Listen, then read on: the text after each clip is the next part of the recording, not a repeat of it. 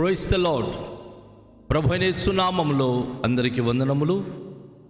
యేసయ్య మాటను ఈ కార్యక్రమాన్ని వీక్షించడానికి ప్రేమతో నేను మిమ్మల్ని ఆహ్వానిస్తున్నాను. ఈ దినము యోహాను సువార్త 17వ అధ్యాయము 6వ వచనము నుండి 10వ వచనం వరకు ధ్యానించుకుందాం. లోకము నుండి నీవు నాకు అనుగ్రహించిన మనుషులకు నీ నామమును ప్రత్యక్ష పరిస్థితిని వారు నీ వారై ఉంటిరి. నీవు వారిని నాకు అనుగ్రహించితివి, వారు నీ వాక్యము గైకొని ఉన్నారు. నీవు నాకు అనుగ్రహించిన మాటలు నేను వారికిచ్చి ఉన్నాను. వారి మాటలు అంగీకరించి నేను నీ యొద్ద నుండి బయలుదేరి వచ్చి తినని నిజముగా ఎరిగి నీవు నన్ను పంపితివని నమ్మిరి కనుక నీవు నాకు అనుగ్రహించినవన్నీ నీ వలననే కలిగినవని వారిప్పుడు ఎరిగి ఉన్నారు. నేను వారి కొరకు ప్రార్థన చేయుచున్నాను, లోకము కొరకు ప్రార్థన చేయుట లేదు. నీవు నాకు అనుగ్రహించి ఉన్నవారు నీ వారైనందున వారి కొరకే ప్రార్థన చేయుచున్నాను. నావన్నీ నీవి, నీవియు నావి, వారి యందు నేను మహిమపరచబడి ఉన్నాను. ప్రియమైన దేవుని యొక్క బిడలారా, యేసు ప్రభువు యొక్క అత్యున్నతమైన ప్రార్థనలో ఆయన మన కొరకు ఎంత నొప్పించి ఎంత బలముగా తండ్రైన దేవుని ఎదుట ప్రార్థించుతున్నారో అది మనము చూస్తున్నాం. లోకం నుండి నీవు నాకు అనుగ్రహించిన మనుషులకు నీ నామమును ప్రత్యక్షపరిచితిని. ఈ లోకంలో మనుషులందరూ కూడా లోకులు, లోక సంబంధులుగా జీవితం గడుపుతూ ఉంటిరి. ఈ లోకము మనుషుల జీవితాల్లో అనేక విధంగా మోసగించి అనేక మంది తమ జీవితంలో త్రోవ తప్పిపోయి ఎవరికి ఇష్టమైన త్రోవలు వారు నడుచుకుంటున్నటువంటి పరిస్థితులలో కన్నీన దేవుడు ప్రభువైన యేసుక్రీస్తుకు అనుగ్రహించిన నీ నామము ప్రత్యక్ష పరిస్థితిని అనగా మానవ జాతికి రక్షించడానికి ఏకైక నామము అది యేసు నామము అనేది మానవ జాతికి యేసు ప్రభువారు ప్రత్యక్షపరిచాడు. ఈ నామము వలన తప్ప లోకములో మరి ఇవ్వబడిన ఆకాశము క్రింద భూమి మీద ఇవ్వబడిన ఏ నామము వలన మనుషులు రక్షణ పొందలేరు. ఆ నామము ఈ లోకానికి పరిచయం చేసింది తండ్రి అయిన దేవుడు.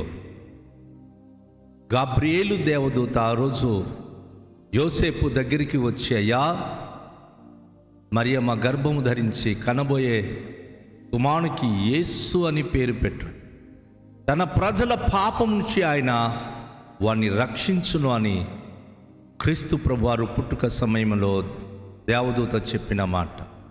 యేసయ్య అంటున్నారు, నీవు నాకు అనుగ్రహించిన మనుషులకు నీ నామమును ప్రత్యక్షపరిచితిని. ఎంతమంది యేసు ప్రభు దగ్గరికి వచ్చారో వారు యేసు నామం బట్టి వచ్చి ఉన్నారు. యేసు నామము తండ్రి అయిన దేవుని ద్వారా ఇవ్వబడిన నామము. ఆ నామము భక్తులకు ప్రత్యక్షపరచబడిన నామము. వారు నీ వారై ఉంటిరి, నీవు వారిని నాకు అనుగ్రహించితివి, వారు నీ వాక్యమును గైకొని ఉన్నారు. ఒకప్పుడు వారు నీ వారి నీ హస్తకృత్యములే.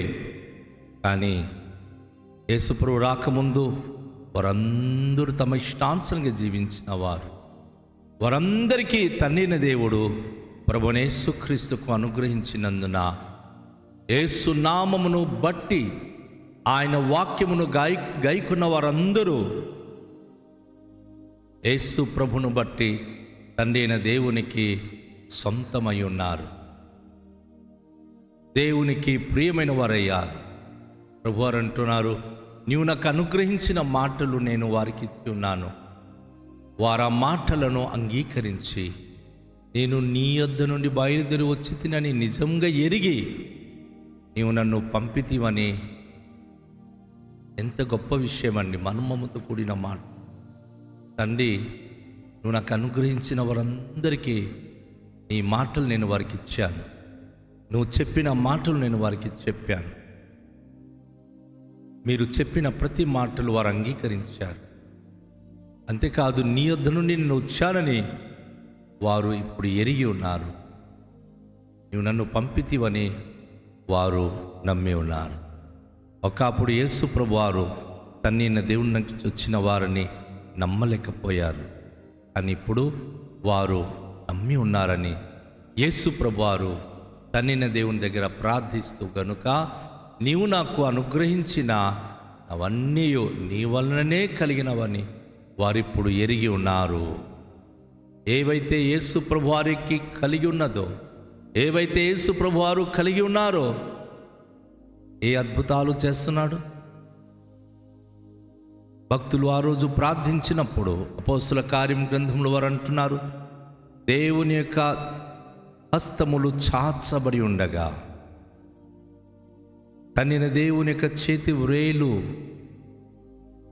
తాకబడి ఉండగా, చాపబడి ఉండగా అనేక అద్భుతాలు ఈ ప్రపంచంలో జరుగుతున్నవన్నారు. ప్రియ సోదరి సహోదరుడా, యేసేకి తన్నిన దేవుడు అనుగ్రహించిన సమస్తమైనటువంటి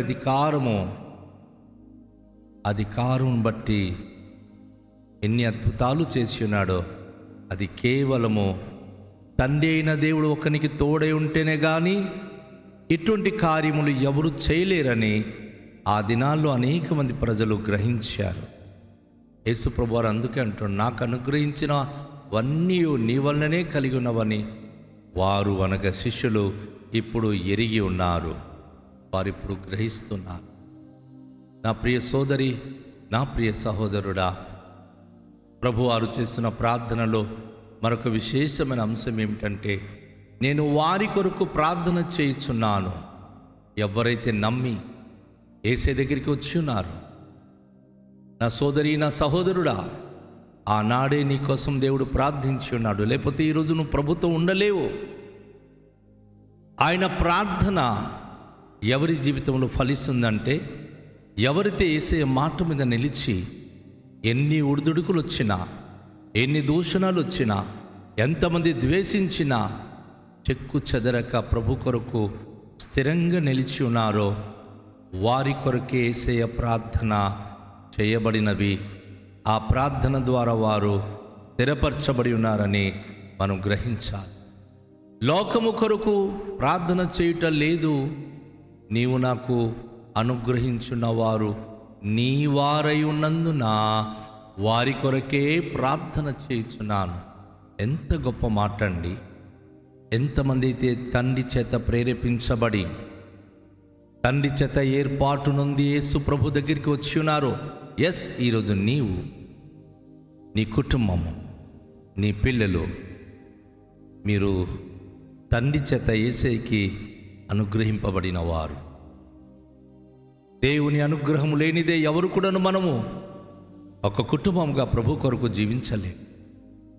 కనుక ఆయన యొద్దకు వచ్చిన మనము తన్నిని బట్టి వచ్చి ఉన్నాము. కనుక ప్రభు అయిన యేసు అంటున్నారు, నేను లోకం కొరకు ప్రార్థించట్లేదు, కానీ నీవు నాకు అనుగ్రహించిన వారు ఒకప్పుడు నీ వారై ఉన్నారు. కానీ వారిప్పుడు నీ వారైనందుకు వారి కొరకు ప్రార్థన చేస్తున్నాను. నువ్వు నాకు అనుగ్రహించినందుకు వారు నా వారై ఉన్నారు. మరలా వారు నీ వారై నిత్యము నీలో ఉండాలని వారి కొరకే నేను ప్రార్థన చేయొచ్చు. నా ప్రియ సోదరి, నా ప్రియ సహోదరుడా, మనము ప్రభువు వారమై ఉన్నాము. ప్రభు తన వారిని ఎరుగును. ఎంతమంది నిన్ను ద్వేషించినా, దూషించినా, నువ్వు ప్రభు కొరకు నిలిచి ఉన్నప్పుడు, ప్రభువు నామమును బట్టి నిన్ను హింసించి, దూషించి, మీ మీద అబద్ధముగా చెడ్డ మాటలు పలికినప్పుడు, ప్రభువుకు సంబంధించిన మనుషులు ఏ మాత్రం కదల్చబడరు. తన యందు నమ్మిక ఉంచువారు సియోను కొండవలె స్థిరంగా నిలిచి ఉంటారు. రాని ఎన్ని ప్రాబ్లం వస్తుందో, ఎన్ని శోధన శ్రమలు వస్తుందో, అవన్నిటిలో విజయమునిచ్చేది మహిమగల దేవుడు. కనుక యేసయ్య మాటను విని తన యందు విశ్వాసం కలిగి జీవించుచున్న వారి కొరకు ఆయన ప్రార్థిస్తున్నాడు. లోకస్తుల కొరకు కాదు. చాలామంది లోకులు వచ్చి మా కొరకు ప్రార్థించండి అంటుంటారు. ఎవరిలో దేవుని వాక్యము నిలిచి ఉంటుందో, ఎవరికైతే నువ్వు యేసయ్య గురించి మాటలు చెప్తున్నావో వారి కొరకు ప్రార్థించిన వెంటనే వారు రక్షణ పొందుతారు, దీవించబడతారు, ఆశీర్వాదమును పొందుకొనగలరు. ఈ మాటలు గుర్తుంచుకోవాలి. యేసయ్య లేకుండా ఏది మనం చేయలేము. ఆయన కృప లేకుండా మనం ఏది పొందుకోలేము. నా ప్రియ సోదరి, నా ప్రియ సహోదరుడా, యేసయ్య ఆ రోజే మన కొరకు ప్రార్థించి ఉన్నాడు. ఆయన ప్రార్థన విశేషం ఎంత ఉన్నతమైనదో. తను నమ్మిన మనము చెదిరిపోకూడదు, విడిపోకూడదు, పడిపోకూడదు. తనలో ఏకమై ఉండాలి. తనతో మనం కలిగి ఉండాలి, కలిసి ఉండాలని మన కొరకు ఆయన ప్రార్థించిన ఈ ప్రార్థన ఎంతో విశేషమైనది, ఎంతో ఉన్నతమైనది. నా ప్రియ సోదరి, నా ప్రియ సహోదరుడా, ఈ చివరి ప్రార్థన యేసు ప్రభువారు గెత్సెమనే తోటలో మన కొరకు చేసి ఉండకపోతే ఈరోజు మన స్థితిగతులు ఏమై ఉండేవో. ఆయన మన కొరకు చేసిన ప్రార్థనే మనకి ఇటువంటి స్థిరమైనటువంటి జీవితాన్ని అనుగ్రహించి ఉన్నదని నేను మీకు తెలియచేయడానికి సంతోషిస్తూ ఉన్నాను. తన వాక్యంలో ఉన్నటువంటి గొప్ప అద్భుతమైన మర్మము మనము చూస్తున్నాం. ఆయన ప్రార్థనలో విశేషత్వాన్ని మనం గ్రహిస్తున్నాం. ప్రభువారు అంటున్నారు, నావన్నీ నీవి, నీవియు నావి, వారి యందు నేను మహిమపరచబడి ఉన్నాను. అవును, యేసయ్యది సమస్తము మనవి, దేవునివి యేసయ్యవి, యేసయ్యవి మనం. వారి యందు నేను మహిమపరచబడి ఉన్నాను. ఈరోజు ప్రతి క్రైస్తవ బిడ్డ మనము ఎప్పుడైతే యేసు ప్రభును గ్రహించి జీవిస్తున్నామో ఆయన యందు మనము మహిమపరచబడుచున్నాము. ఆయనలో మహిమపరచబడిన వారమై, ఆయనకు మహిమపరిచే వారమై, తనను ఎందరైతే మహిమపరుస్తున్నామో యేసు ప్రభులో ఉన్నటువంటి అద్భుతమైన దీవెనలు సొంతము చేసుకుంటున్నాం. నా సోదరి, నా సహోదరుడా, దేవుని యొక్క ప్రభువైన యేసుక్రీస్తు వారి యొక్క మహిమ కొరకు జీవించుటకు మనల్ని మనం సమర్పించుకుందామా? యేసయ్యను మనం ఎంతగా మన శోధనలో, శ్రమల్లో, కష్టాల్లో, బాధల్లో ఓర్చుకుంటూ తనకు మహిమకరంగా జీవించడానికి ఇష్టపడతామో అంతగా మనము ఆయన ద్వారా ఆశీర్వదింపబడి ఆయన ద్వారా ఆయనకున్న సమస్తమైన దీవెనలకు మనం వారసులము కాగలుగుతాం. రండి, తలలుంచుకొని ప్రార్థన చేద్దాం. దయగల తండ్రి, మీకు వందనాలు. మా కొరకు ఇంత విలువైన ప్రార్థన చేసిన మా యేసునాథ, మేము నీ వారమై ఉన్నందులకై, మమ్మను తండ్రి వారంగా మమ్మను మార్చినందులకై, నీ మహిమ మీకు మేము మహింపరచుచుండగా మీలో కలిగి ఉన్న సకల ఆశీర్వాదములకు మమ్మను పాత్రులుగా చేస్తున్నకై కృతజ్ఞత స్తోత్రాలు మీకే చెల్లిస్తూ యేసు నామములో ప్రార్థిస్తున్నాం తండ్రి, ఆమేన్. అందరికీ షాలోం. ప్రభు మనను దీవించునుగాక.